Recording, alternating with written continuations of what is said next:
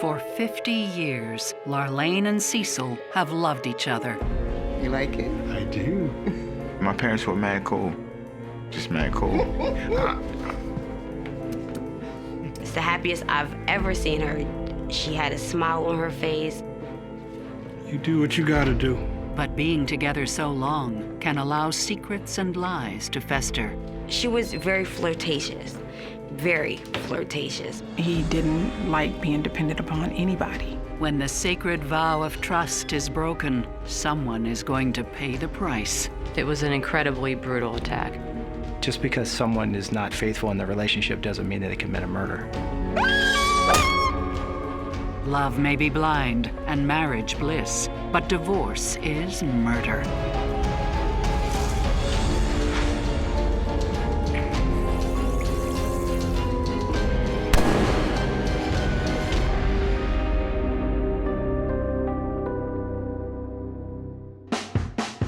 Tacoma Park, Maryland, on the outskirts of Washington, D.C., is one of the first planned Victorian-style suburbs.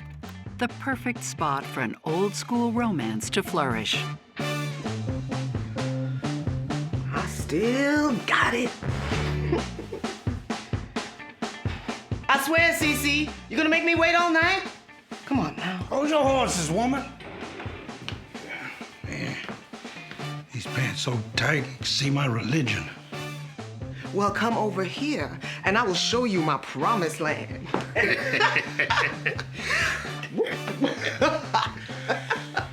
Girl, you pretty as a peach. I know. After a 31-year relationship, Larlene Pinnell and Cecil Brown are finally getting married. Yeah, let's get this over with.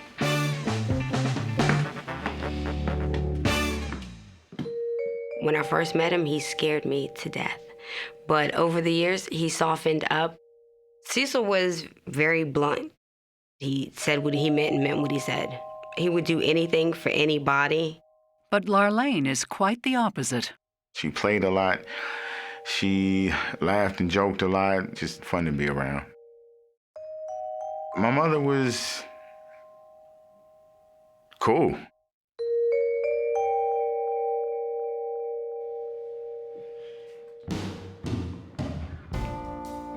The wedding is quick, quiet, and modest, as is the celebration that marks the end of their long affair. You like it? I do. And a new beginning for an old relationship.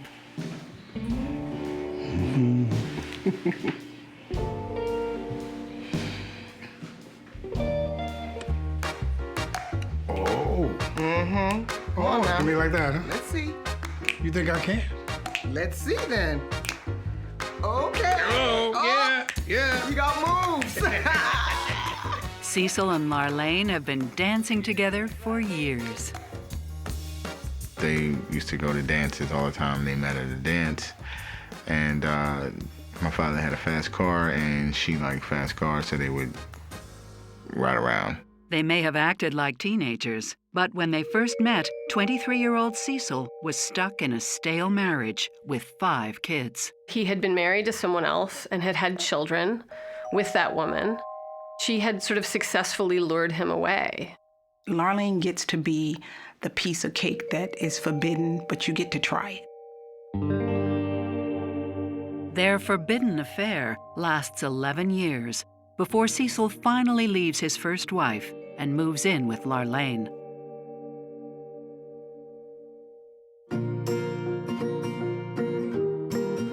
She's always doting on my dad. She called him Mr. B. Mr. B, did you want this? Do you want something to drink? Mr. B, are you hungry? But what effect does this long affair have on Cecil and Larlene's relationship? Psychotherapist Stacy Kaiser and forensic psychologist Brian Russell have some thoughts.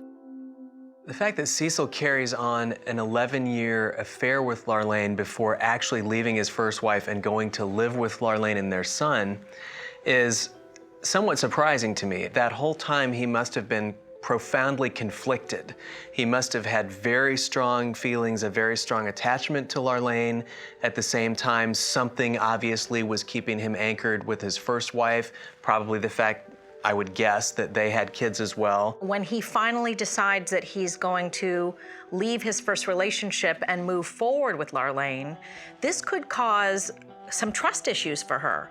While at the same time, I'm sure she's happy that she finally has him all to herself, I think she also would be wondering, is he somebody who's capable of being with just one person? What's he gonna be like to be with on a regular basis 100% of the time? Larlene and Cecil have lived in Tacoma Park for over 20 years. Don't forget to come in for lunch today, Mr. B. We worked around the house because the house wasn't, it was in really bad shape, so it took us years to, get it together. You can't stay out there all day. Watch me. I will find you.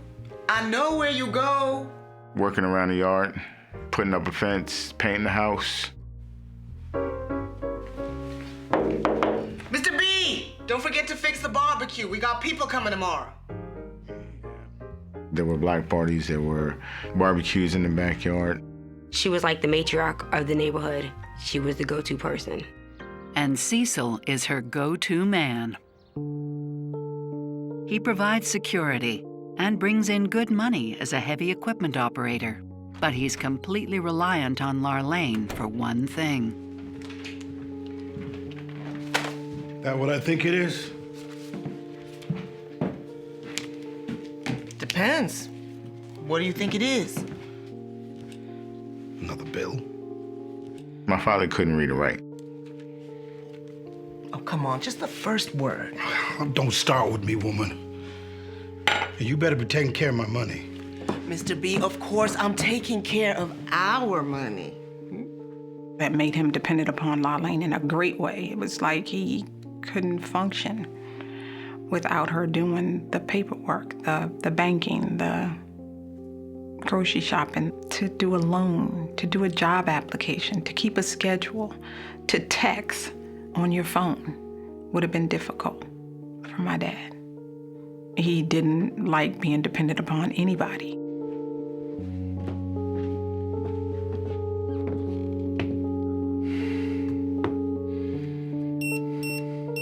He couldn't read or write, but far from stupid. He was extremely smart, good on numbers, extremely good with money. I don't think my dad really trusted banks. He had told one of his friends that he had $300,000 in the safe. Yeah, he had money. It's no small feat for a man whose education never progressed beyond grade 10. But when it comes to his teenage son, Cecil pushes him to do better. My father was strict with me, I believe, because his mom was strict with him. And I think that's all he knew. So he just passed it on to me. He would always leave me things to do, assign me chores or a task. If I left the rake out, if I didn't sweep the driveway, if I didn't cut the grass, or if I cut the back and not the front, if I didn't do something that he told me to do, there was consequences behind that.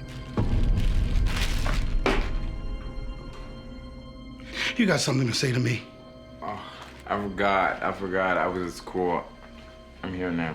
Well, what you don't forget is that you live here. And when you live here, you live up to your responsibilities. You got that?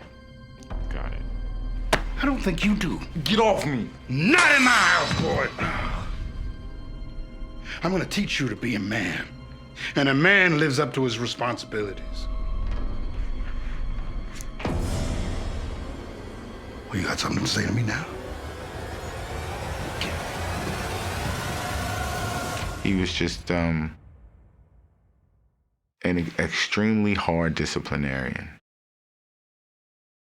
Borderline abusive. Why don't you ever say anything? Your dad he wants you to do better. You know it wasn't easy for him. Just try harder, okay? Try harder. Harder to what? Not get my ass kicked? When my father would discipline me, she never jumped in and intervened. It was what it was. After enduring his parents' tough love for years, Cecil Jr. finds a way out. I joined the military because I needed to get out of my father's house.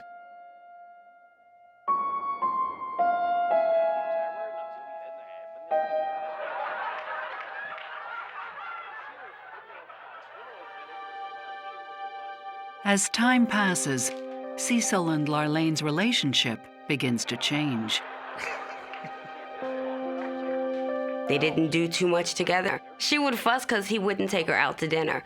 So as far as romantic things, no. No flowers, no taking out to dinner. He worked hard and he was tight with his money. He didn't just spend it frivolously. They were two completely different people. She spent money, he saved money. Night and day. Night and day. You know, it's okay to have a little secret on the side. Is the flame between Larlane and Cecil flickering out? Why don't you just go your own way and just leave him where he's at? Don't be passing it off, Cecil. This is your fault. He wanted to not have to ask anybody for anything.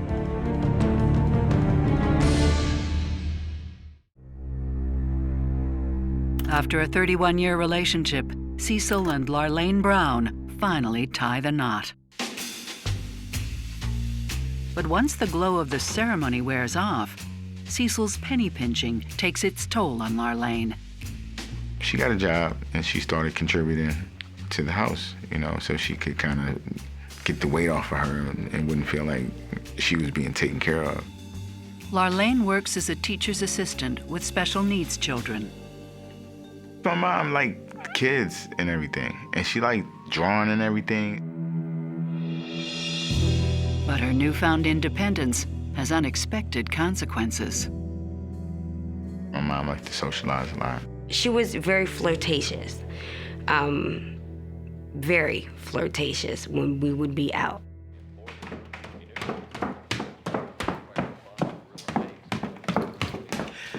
I'm going out with friends. Don't wait up, I'll probably be late. You do what you gotta do.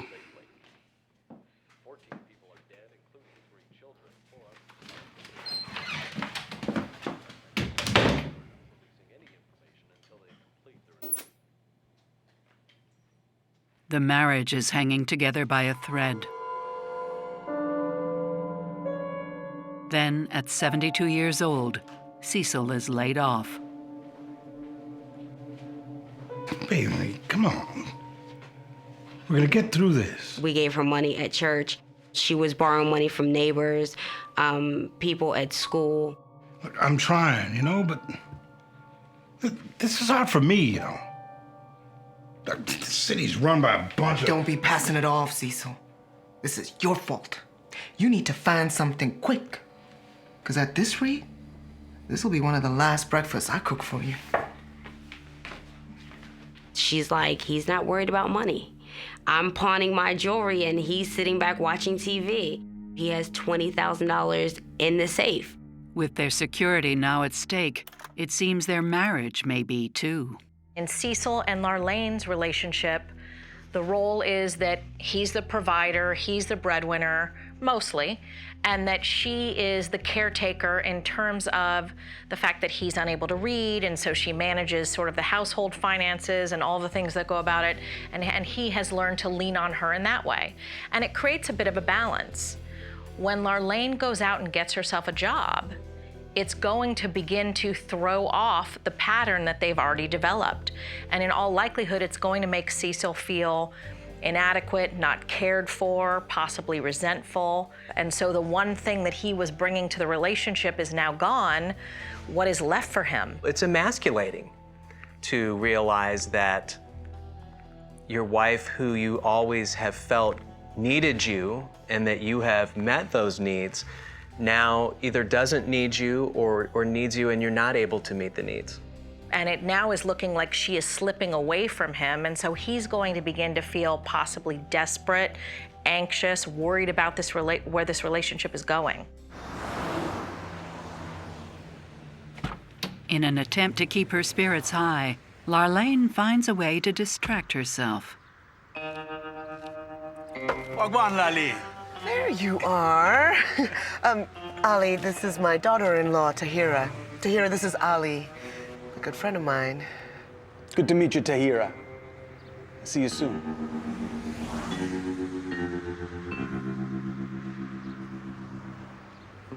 I saw the little twinkle in his eye and the little twinkle in her eye, and I was like, okay, there's something more there. A few weeks later, Tahira's suspicions are confirmed.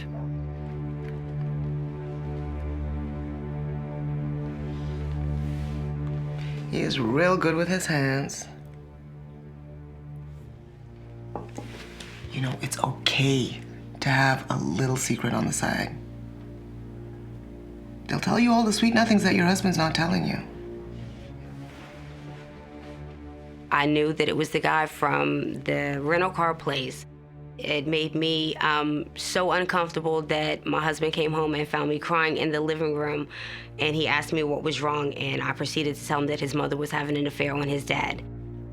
News Tahira's husband, Cecil Jr., doesn't take kindly to. Don't you dare. I couldn't believe what I was hearing because I was like, at this point, why don't you just go your own way and just leave him where he's at? Ali is a friend. I'm just helping his family come over from Jamaica's all. That's what a God-fearing Christian woman does. Do married Christian women have sex with their friends in need?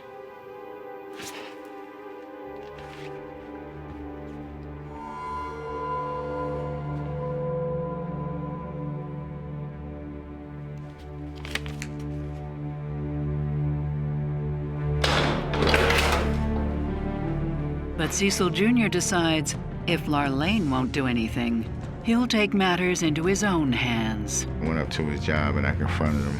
I think she was in lust with him.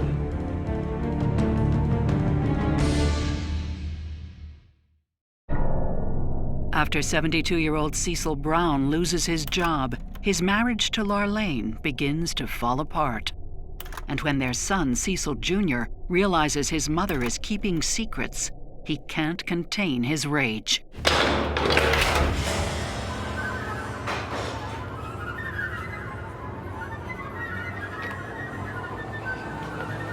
Yeah. Yeah, Ali? Yeah, man. I'm Larlane's son. Who? Larlane. Married woman. Married to my dad.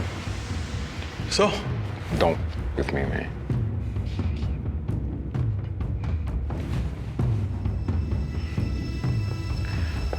Don't you ever forget my face.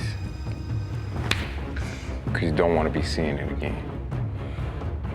Do we understand each other? Yeah. That's what I thought.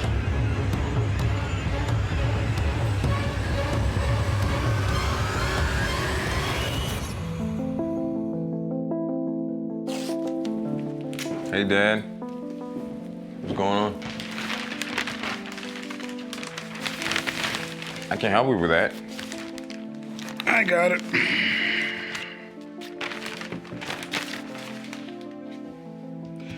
You want something? Wanted to talk to you about Mom. You know where she's at? She's probably out with her boyfriend. Dad, you knew about it? This is a man that pays attention to everything. I mean, absolutely everything. So, and to me, there was no way that he did not know or could not have known. I just talked.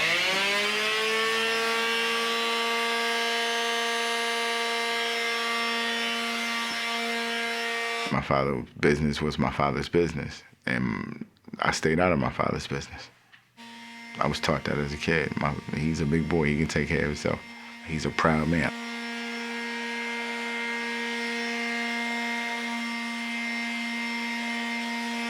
She always comes back.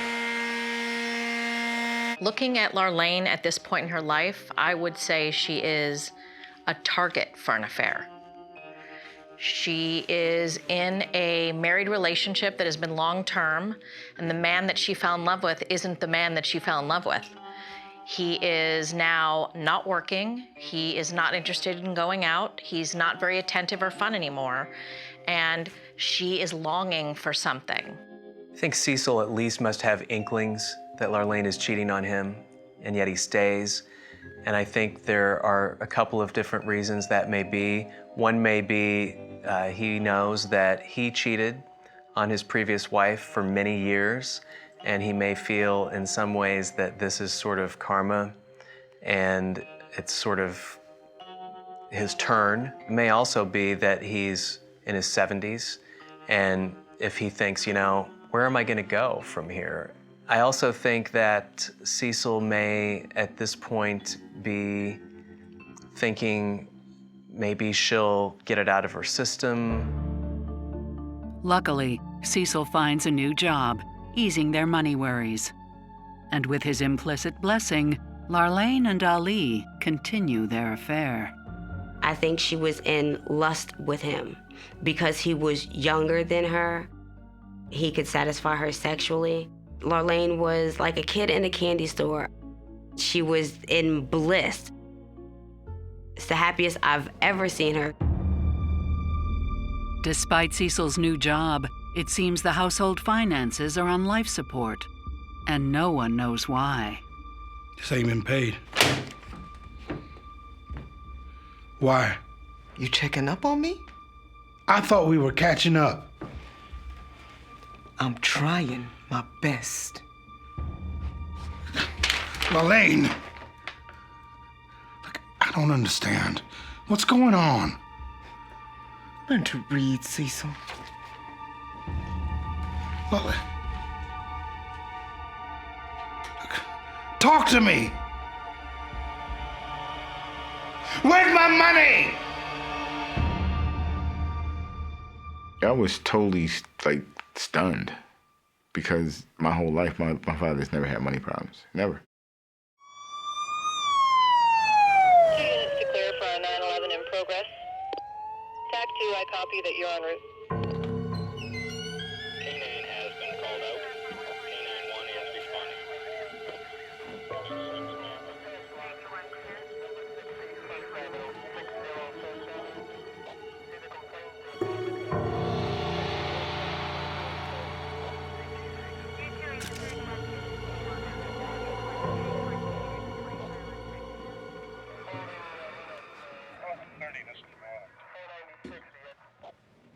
I was upstairs in my house. My daughter came running into my room and said, "There's someone outside screaming for help." So I, ran outside and I found Larlene. And Larlene was wailing and she gestured to me to come. And there was Cecil lying in the dust. I knew immediately that he was dead. He had been struck numerous times in the head with a hard object, more than once, and each injury or impact would have been incapacitating from the beginning. This is not a drug deal gone by. This is not a gang member. There's no logical reason that you could attach as to why this man would be the victim of such a violent death. Our initial immediate reaction would be, was this a robbery gone bad? And then as people on the block started talking, there was some theory that there had been an intruder who had maybe been stealing his tools from his tool shed. But on closer inspection, the crime scene suggests something different. With each card spread out around the feet, it appeared to be staged a little bit. If someone were going for a credit card in a wallet, they would take the credit card and drop the wallet. They wouldn't typically pull every card out. Maybe the assault was committed by someone who had a grudge.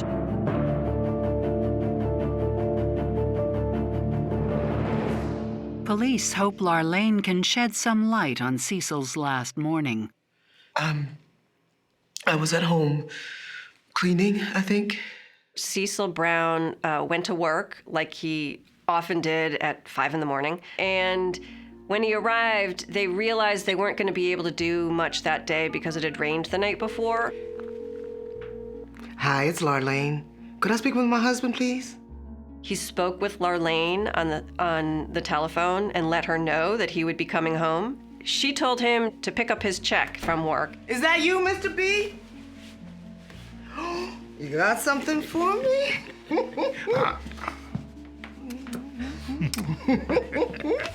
Thank you. My baby. Larlene told detectives that her husband had come home and that when she went to the bank to deposit his paycheck, he was out in the yard getting ready to repair the car. Cecil? Cecil, baby, you home?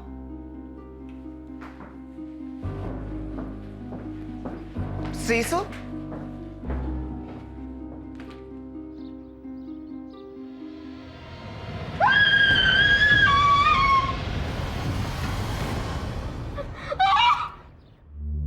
It's a tragic story, but police need more details. I asked her if he had a cell phone. She indicated that he did, but that the service had been disconnected. I called my husband on his best friend Freddie's phone. I asked if I could have Freddie's telephone number. If you give me your phone, I can check your phone log. Damn smartphones. Smarter than me. I never could quite figure them out. I didn't find a call to Freddie, but I did find a call to someone named Ali in her cell phone at 6:40 in the morning.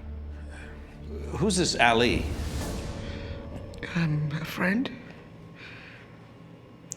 He works at the car rental. I called him this morning because he's detailing my car. It slipped my mind. I did ask her if they had any type of relationship because I felt that it was important to just ask the question. I'm a married woman. Ali is young enough to be my son. What exactly are you trying to insinuate? It seems the more police continue to question, the more heated the interviews become. You seem very agitated. This woman, my mother, has been screwing around my father for almost a year now. My reaction as soon as he said that was, well, now that phone call at 6:40 in the morning makes sense. It was a red flag, but just because someone is not faithful in the relationship doesn't mean that they commit a murder. Or does it? Will this family's secrets and lies finally be exposed? Why would you want to lie about that unless you have something serious to hide? I was begging him not to let my dad be an unsolved murder.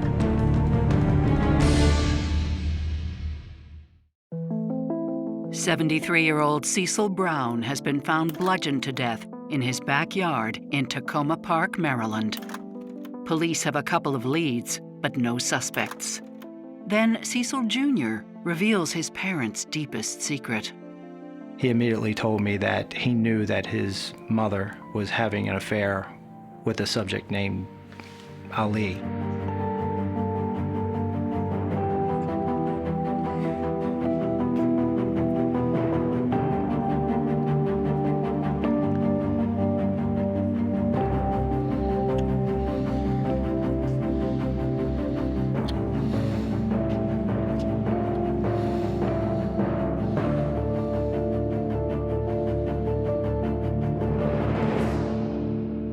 Homicide Detective Richard Poole questions Ali. I asked him to describe to me what he did that day, starting from the morning when he woke up until the time he spoke with me. So you must have driven your green station wagon to work. I don't know no green wagon. I asked him if there was a sexual relationship with Larlene. Larlene, she's just a friend. She just helped me with my immigration issues.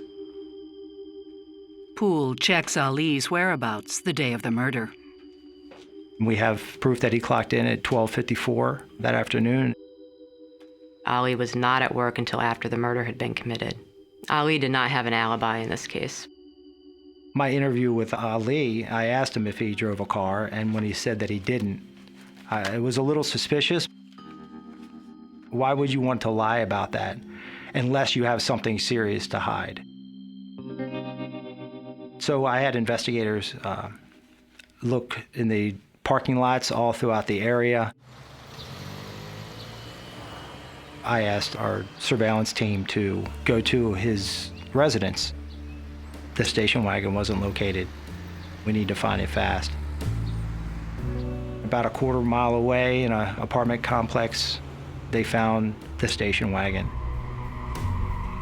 And in running the license plate, it showed that it belonged to Larlane Brown. Finding out that Larlane bought this car for Ali was a big shock to the police, and it was a key turning point in the case. The things that Larlane spent money on for Ali were many. Paying for his cell phone, the luxury car that she bought for him. She opened a bank account, a joint bank account with Ali. And she put him as the primary beneficiary on 2 life insurance policies in her name. But Cecil was the person really paying for it. Larlane, how much did you say those bills was? It's $2,500. These bills and bank account notices were coming to the Colby Avenue address, but unfortunately, Cecil Brown couldn't read what they said. She really took advantage of Cecil Brown's inability to read and write. That was evidence that reinforced the belief that they were having an affair that they were trying to keep secret from Cecil Brown. It wasn't proof that she committed the murder. What the police need is hard evidence. So they turn their attention to the station wagon. The car was spotless. It was obviously recently completely washed and detailed, which isn't unusual for the type of work that Ali did. But a meticulous search does come up with a possible lead. A small stain that looks like it could be blood. It was on the floorboard where the foot would be. So if you had stepped in blood and then you got into the car, it would, you would transfer it. We thought that was a great lead. The sample is sent to the lab for analysis.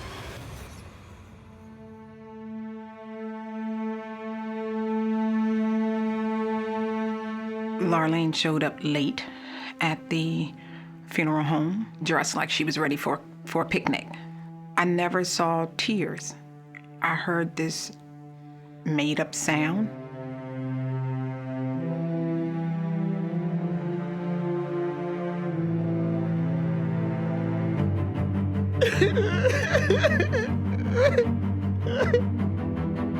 She didn't grieve.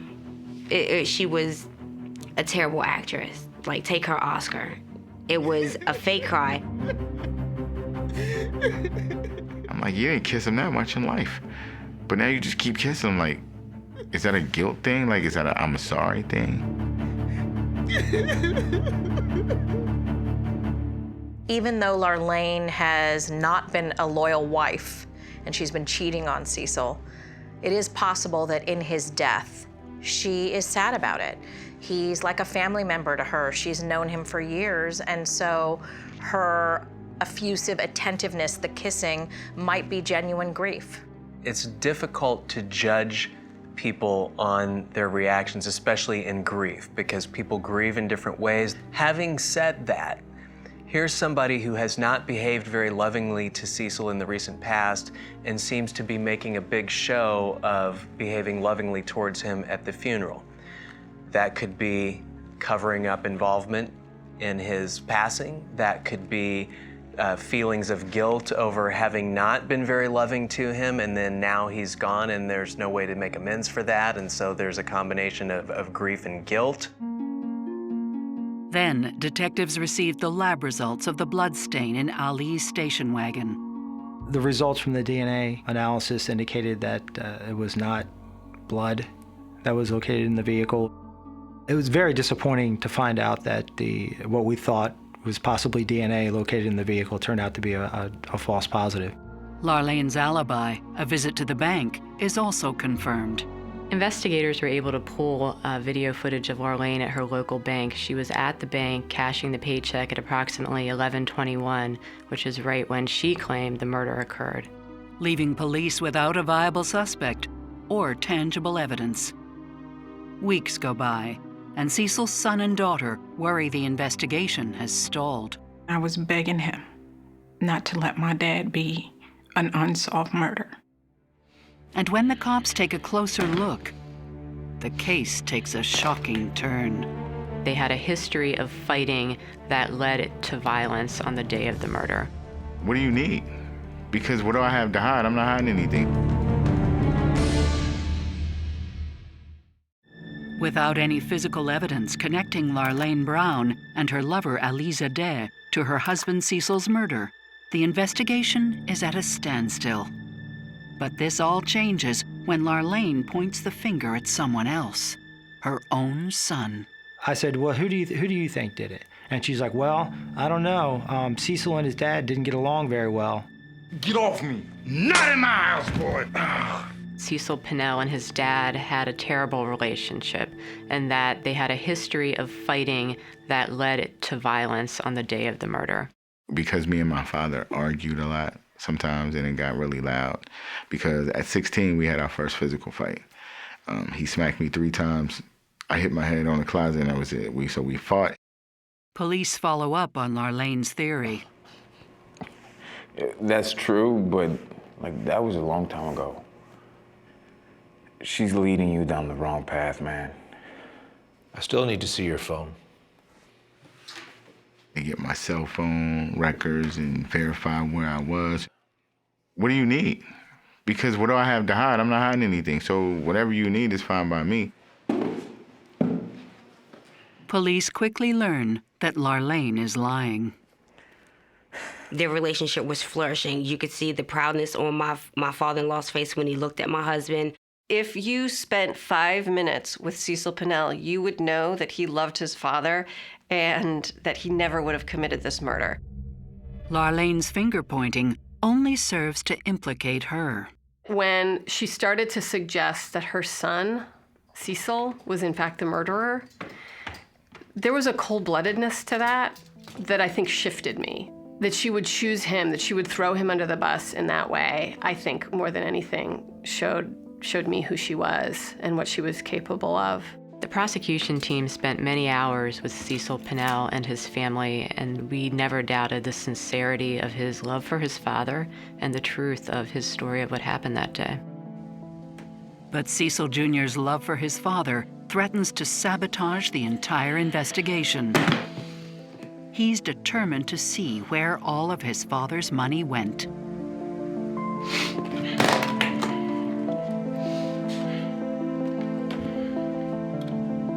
I went home and I loaded up my shotgun. And I was gonna go back and kill Mr. Ali.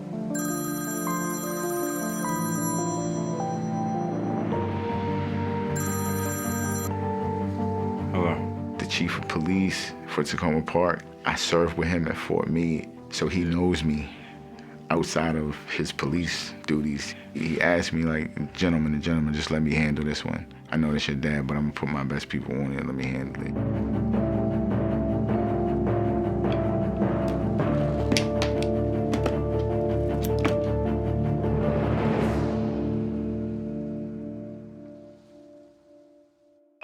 Since police have no physical evidence, they ask the FBI to analyze Larlene and Ali's cell phones, while investigators keep an eye on them.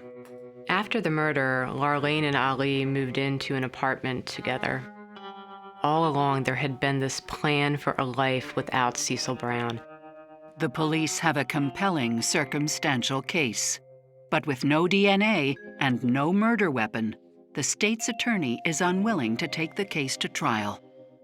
The failure to find DNA or to have DNA, it's always a concern. We live in a CSI world. We still needed some sort of hard evidence. Finally, the FBI comes back with their cell phone analysis. The cell phones that Ali and Larlene had were connecting with a tower in the area of the residence. The FBI could estimate how far away from the tower Larlene and Ali were at the time of the crime, and the distance that they were able to calculate placed them right in the area of Colby Avenue. Investigators start piecing together what actually happened that day.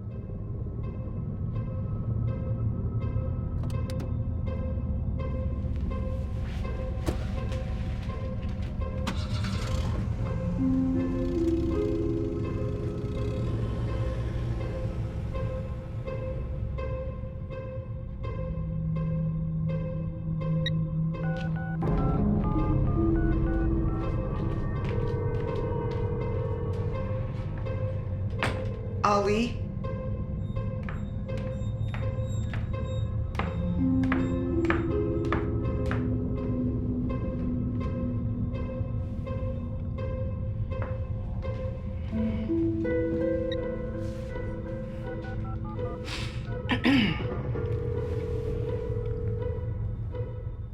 Hello, it's Larlene. Could I speak with Cecil, please?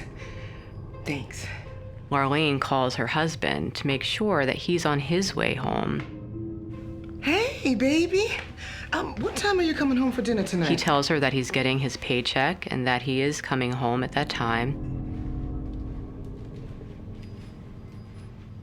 He gets home close to 10 o'clock. Larlene tells us during a police interview that she cooks breakfast for her husband. We believe that's true.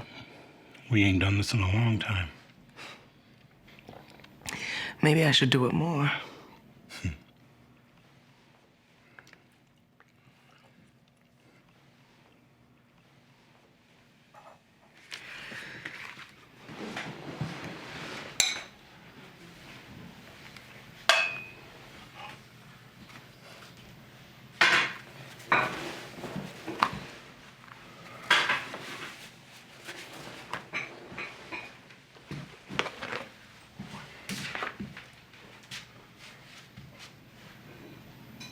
Hey.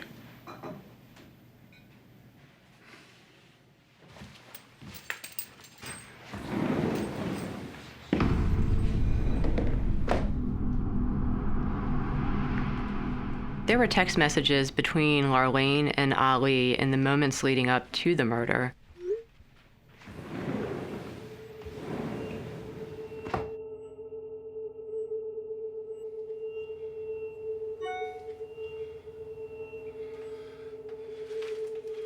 Ali was in the residence, hiding in the basement. Our cell phone information places Ali at the residence beginning at around 8:21 that morning.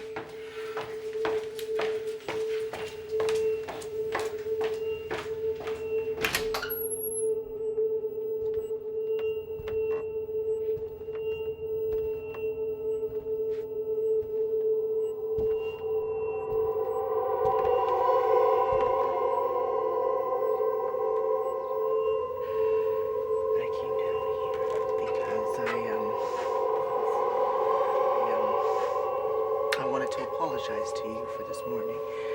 It was uncalled for. It's just been a very difficult time.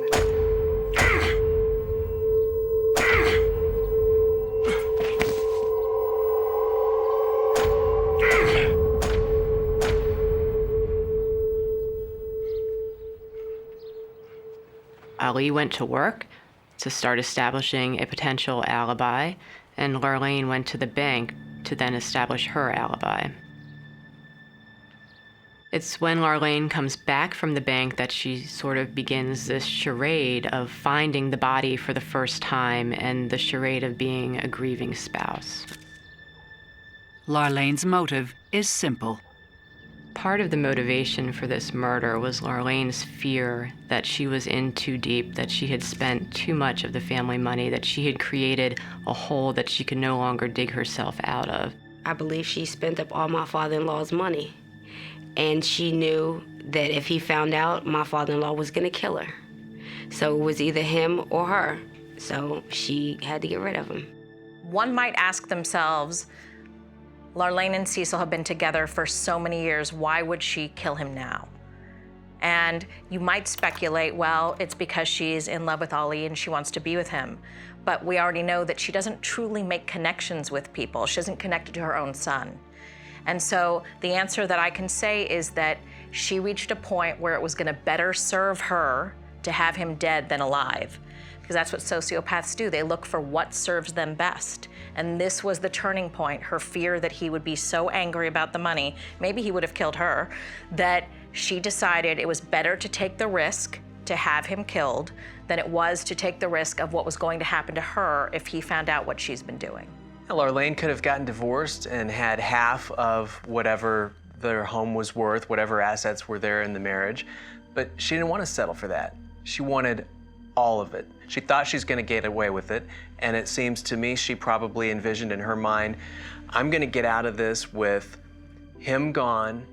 Everybody's gonna think I'm the victim because my husband was murdered, and they're gonna feel sorry for me, and nobody's gonna blame me. They're gonna be glad I'm moving on, to see me moving on and carrying on with my life. I'm gonna have all the money, and he's gonna be gone, but he didn't have much of a life anyway. He was miserable. He didn't want to do anything. He was having some health problems. He was having a hard time staying employed. I've put him out of his misery. A few days after the murder, Cecil Jr. breaks into his father's safe. There was really nothing there except for the 2 money bands for $10,000.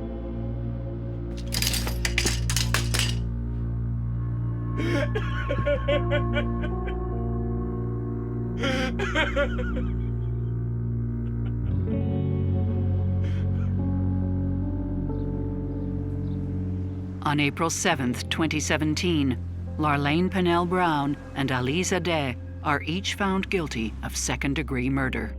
They are given the maximum sentence of 30 years in jail. I think Larlene has 2 parts to herself. I think she has a good and she has an evil. And I think evil started to win. My father always loved my mom. There was nothing he wouldn't do for her, nothing. I miss my dad like every day. He was the best friend I ever had. Just unfortunate that it ended up the way it did.